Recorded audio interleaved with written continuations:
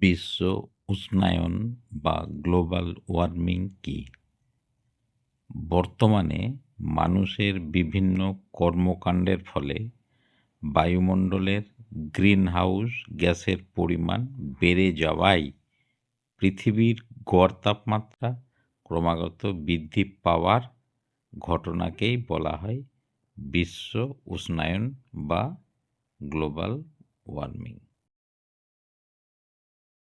স্থিতিশীল উন্নয়ন বা সাস্টেনেবল ডেভেলপমেন্ট কি?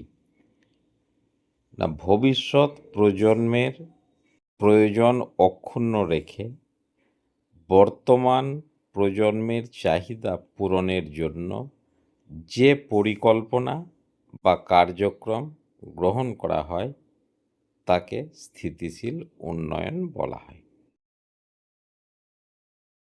উদ্দেশ্য: পরিবেশের ভারসাম্য বজায় রেখে অর্থনৈতিক উন্নয়ন করা, দারিদ্র্য দূরীকরণ করা, অশিক্ষা দূর করা, জল, বায়ু, সৌরশক্তি প্রভৃতি প্রবাহমান সম্পদের ব্যবহার বৃদ্ধি করাই হল স্থিতিশীল উন্নয়নের মূল উদ্দেশ্য। বৈশিষ্ট্য: এই শক্তি বর্তমানে শেষ হওয়ার কোনো সম্ভাবনাই নেই।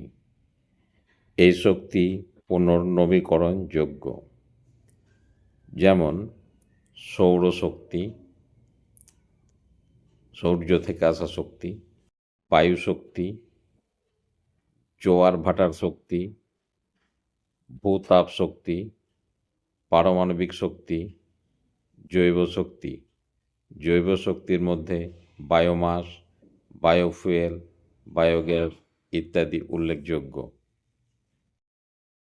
বৈশিষ্ট্য: এই শক্তি বর্তমানে নিঃশেষিত হওয়ার সম্ভাবনা সৃষ্টি হয়েছে। 2. এই শক্তি নিঃশেষিত হলে ফিরে পাওয়া যায় না, তাই একে অনবীকরণযোগ্য শক্তি বলে, যেমন কয়লা, পেট্রোল, প্রাকৃতিক গ্যাস, প্রবাহিত জলের শক্তি ইত্যাদি। অপ্রচলিত বা অচিরাচরিত বা পুনর্নবীকরণযোগ্য শক্তি কি?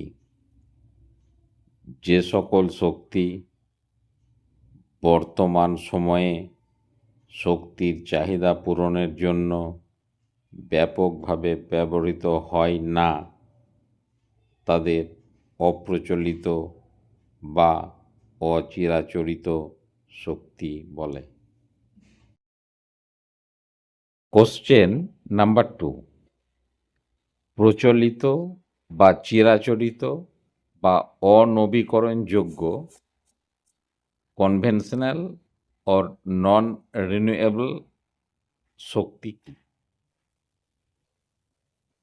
যে সকল শক্তি বর্তমান সময়ে চাহিদা পূরণের জন্য ব্যাপকভাবে ব্যবহৃত হয় তাকে প্রচলিত বা চিরাচরিত বা অনবীকরণযোগ্য শক্তি বলা হয়।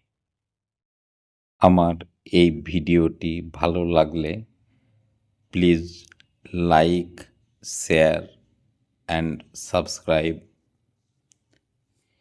No more today. Next to meet you in forthcoming videos. Thank you.